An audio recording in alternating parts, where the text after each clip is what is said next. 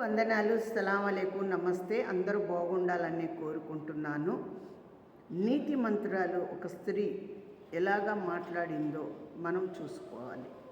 ఎందుకంటే భర్త ఉన్నప్పుడు, భోజనము తిన్నప్పుడు స్త్రీ భర్తకు దగ్గర ఉండి వడ్డించుకొని, భర్త తిన్నాక హాయిగా ఆయన వెళ్ళిపోయారు అని ప్రేమతో చూసుకుంటుంది. భర్త వెళ్ళిపోయినాక ఆ స్త్రీ దగ్గరికి ఒక పురుషుడు, అంటే ఒక రాజు వెళ్తా వెళ్తా ఆ స్త్రీని చూశాడంట. ఆ స్త్రీని చూసి, కన్ను అనేది చెడ్డ కన్ను కదా, ఆ కన్నుకి ఆ స్త్రీని నేను అనబగించాలి అని స్త్రీ ఇంటి దగ్గరికి వచ్చి తలుపు కొట్టాడంట. ఆ స్త్రీ ఎవరో అని తలుపు తీసేసరికి ఒక రాజు ఉన్నాడంట. ఆ రాజు అన్నాడంట, మీతో నేను మాట్లాడాలి అని చెప్పాడంట.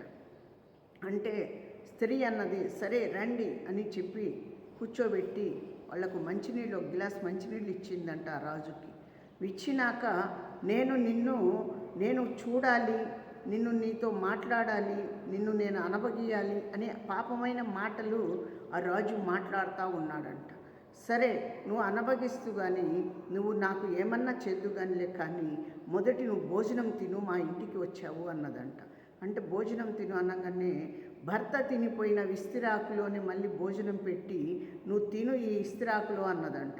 అలాగనే ఆయన రాజు అన్నాడంట, మీ ఆయన తిన్న ఇస్తిరాకులో నేనెందుకు తింటాను, నాకు అవసరం లేదు అని ఆ ఇస్తిరాకు పక్కకు నెట్టాడంట.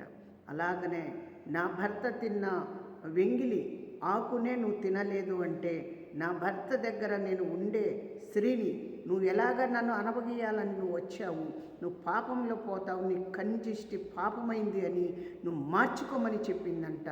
అప్పుడు అనుకున్నాడంట, కళ్ళు మూసుకొని తెరుచుకొని, అమ్మా నేను చేసింది పాపమేను, నువ్వు నాకు ఒక చెల్లితో నేను సమానంగా నేను చూసుకుంటానని అప్పుడు క్షమాపణ అడిగి ఆమెకు వరహాలు ఇచ్చి, నువ్వు ఈ రోజు నుంచి నాకు ఒక చెల్లివి, ఎందుకంటే నీకు భర్త ఉన్నాడు ఇంట్లో, నీ భర్త వెంగిలి నేను తినకూడదు అని క్షమాపణ అడిగి ఆయన వెళ్ళిపోయాడంట. ఎందుకు తెలుసా? ఒక భార్య ఒక భర్త ఉంటే పాపము చేయకూడదు. భర్త ఉండి కూడా నువ్వు పాపం చేసావంటే, నువ్వు ఎంగిలి కన్నా ఇస్తిరాకు కన్నా దేనికి బనికి రాకుండా పాపంలోనే పడిపోతావు. నువ్వు దేనికి బనికి రంగా, నీకు నరకం తప్ప ఏది ఉండదు. ఒక స్త్రీ అంత పవిత్రంగా స్త్రీ ఉంటే నీకు రాజ్యానికి వారసురాలు చేస్తాడు, పరలోకానికే వారసురాలుగా చేసుకుంటాడు దేవుడు. ఎంత గొప్పవాడై ఉన్నాడు. అక్కడ స్త్రీ కూడా అదే చేసింది, మనం కూడా అదే చేయాలి.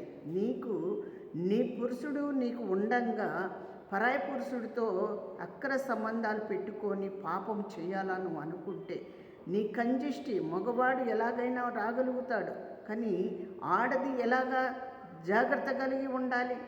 ఒక ఆడ మనిషి ఎంత నీచమైన బతుకుతుంది. జాగ్రత్త బతకాలి, జాగ్రత్తగా ఉండాలి, జాగ్రత్తగా మసులుకోవాలి. నీకు మంచి నీతి గల్లోడు, నీ ఇంట్లో నీకు ఒక భర్త ఉన్నాడు అని నువ్వు కంజిష్టి భర్త మీద, నీ కుటుంబం మీద పెట్టుకో. ఎందుకంటే నీకు భర్త ఉన్నాడు, ఉండి కూడా నువ్వు పాపం చేయాలని చూసుకుంటే నీవు నరకానికి తప్ప మరణానికి, నీకు రెండు మరణాలకి నీకు సావు వచ్చుద్ది. రెండు మరణాలకి నువ్వు జవాబు ఇవ్వాల్సి వస్తుంది. ఒకటి భూమి మీద ఇవ్వాలి, రెండో మరణానికి అక్కడ నరకంలో ఇవ్వాలి. నీకు పాపము అనేది నువ్వు తగ్గించుకుంటే మంచిది. నీ కంజిష్టి మార్చుకో, నీ కంజిష్టి లోపము లేకుండా నువ్వు చూసుకో, జాగ్రత్తగా కలిగి ఉండు. ఒక స్త్రీ నీకు ఇంట్లో ఉండి కూడా నువ్వు పాపం చేయగలిగితే నీకు నరకం తప్ప ఏదీ లేదు. ఈరోజు పాపము చేయకు, నువ్వు జాగ్రత్తగా ఉండు, జాగ్రత్తగా బతుకు. నీ బిడ్డలతో నువ్వు సంతోషంగా ఉండు, నీ భర్తతో సంతోషంగా ఉండు. నీకు లేని స్థితి ఆ దేవుడికి తెలియాలి, లేనిది ఆ దేవుడికి తెలుసు. నీవు ఎంత నీ కుండలో బువ్వ ఉందో లోతుగా ఉంది, ఆ లోతులో నువ్వు ఉండు, కానీ పరాయి వారులకి పెట్టకు. చాలా పాపమైన జీవితం నీది, పాపమైన బతుకు నీది. అందుకోసమే దేవుడు చెప్తున్నాడు, నరకము కావాలన్నా పరలోకం కావాలన్నా నరకము వద్దు, పరలోకమే కావాలని మనం కోరుకోవాలి. అందుకే జాగ్రత్తగా దేవుడి దగ్గర ఉండాలి. ఆ తండ్రి యెహోవా మనతో ఏం మాట్లాడుతున్నారు? ఎంత నువ్వు సహనము కలిగి, నువ్వెంత నీతి మంత్రాలుగా ఉండి, నువ్వు ఎంత జాగ్రత్తగా ఉండి, ఎంత తగ్గించుకొని ఉంటే, ఎంత మారు మనసు నువ్వు పొందితే నీకు పరలోకం రాజ్యము ఇస్తానంటున్నాడు. అందుకే చాలా జాగ్రత్తగా ఉండాలి.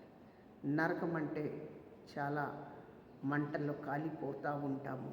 అక్కడ మనం చూడలేము, ఉండలేము ఆ నరకం. అందుకోసమే జాగ్రత్తగా ఉండాలి. భూమి మీద 4 రోజుల్లో మనం జాగ్రత్తగా ఉండాలి. ఆ స్త్రీ చూడండి ఎంతగా రాజు కంజిష్టి చెడ్డగా వచ్చాడో మార్చుకుంది. లాగానే మనం కూడా మారిపోవాలి. మనం కూడా జాగ్రత్త పడాలి, జాగ్రత్తగా ఉండాలి. చాలా తగ్గించుకొని మారు మనసుతో, మంచి మనసుతో దేవుడి కొరకు మనం జీవించాలి. అందరి కొరకు ప్రార్థన చేయాలి. అందరూ మన కొరకు ప్రార్థన చేస్తారు. అందరి కొరకు మనం ప్రార్థన చేద్దాం.